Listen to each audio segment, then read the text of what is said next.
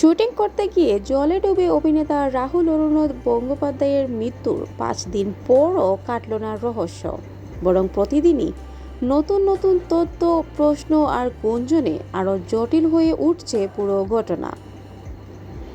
গেল বুধবার 1 এপ্রিল কলকাতার ঢলিপাড়ায় ছড়ায় নতুন এক গুঞ্জন। শোনা যায় ধারাবাহিক ভুলে বাবা পার করেগা এর চিত্রনাট্য অনুযায়ী নাকি শুটিং চলছিল।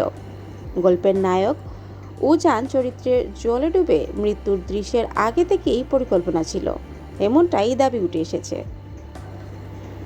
গুঞ্জন অনুযায়ী সেই দৃশ্য ধারণের জন্যই গভীর জলে শুটিং করছিলেন রাহুল ও তার সহশিল্পী শ্বেতা মিশ্র।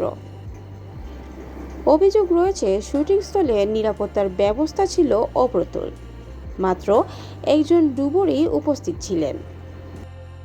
এমনকি শুটিংয়ের জন্য স্থানীয় থানার অনুমতিও নেওয়া হয়নি।